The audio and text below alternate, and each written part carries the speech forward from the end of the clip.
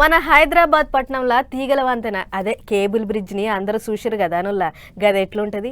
ఈ కొసకెంచి ఆ కొస దాకా రెండు మొగురాలు ఉంటాయి. నడుమ ఒక్క మొగురం కూడా ఉండదు. అంతా పైనే దొడ్డు తీగలు గుంజి మీదనే సెట్ చేసిర్రు దాని బలువు అన్నట్లు బ్రిడ్జి అంటే యాదకొచ్చింది. తమిళనాడు సర్కార్ కూడా ఓ ఇచ్చంత్రమైన బ్రిడ్జి కట్టించి చాలు చేసిందట. మరి గది ఎసొంటి బ్రిడ్జో మనం కూడా చూడాలిగా. చలో పార్రి. వారే వా బ్రిడ్జ్ అంటే గిట్లుండాలే. కన్యాకుమారి తీరం కాడ దేశంలో ఎక్కడ లేని తరీకల గ్లాస్ బ్రిడ్జ్ ని కట్టింది తమిళనాడు సర్కారు. మొట్టమొదటి గ్లాస్ బ్రిడ్జ్ ని రికార్డు కూడా కొట్టింది. వివేకానంద మండపం ఇంకా తిరువళువార్ విగ్రహం ఈ రెండింటిని కలిపేటట్లు కట్టిర్రు ఈ బ్రిడ్జిని. పనులు కూడా ఎక్కడిదక్కడ అయిపోయినాయని ముచ్చట ఎరకగానే ముఖ్యమంత్రి స్టాలిన్ సారు ఇంకా మంత్రులు పడవలెక్కి సముద్రం అందాలు చూసుకుంటా నీళ్ల నడమకు చేరిర్రు. ఒక్కసారి అంతా కలే తిరిగి చూసిండు ముఖ్యమంత్రి. నీళ్ళ పిల్లర్ కూడా గీషుడు గాని పని. అయినా కూడా ఇంత బందోబస్తుగా కట్టిర్రంటే ఈ ఇంజనీర్ల బుర్రా అన్నట్లు పరిశాన్ అయ్యిండు. ఆ టెంక కత్తర అందుకొని రిబ్బెన్ను పట్టుకున్న కత్తిరిచ్చిండు.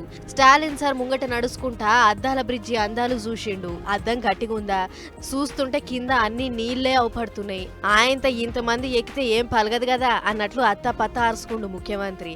అయితే గ్లాస్ మీదంగా పోవుడు ఒకటే ఏం లేదు. పక్కపొంటి ఇంత జాగుంది. అద్దం మీ నుంచి పోవాలంటే బుగులు పడ్డోళ్ళు పక్కపొంటి పోవచ్చు అన్నట్లు. ఇంకో ముచ్చట ఏంటిదంటే 2000 సంవత్సరంలో అప్పటి ముఖ్యమంత్రి కరుణానిధి ఉన్నప్పుడు వివేకానంద స్మారక మండపానికి 77 మీటర్ల దూరంలో తిరువల్వార్ విగ్రహాన్ని పెట్టిండట. ఆగొగ్గ విగ్రహం పెట్టి జనవరి 1వ తారీఖు నాటికి 25 ఏళ్ళు అవుతుందట.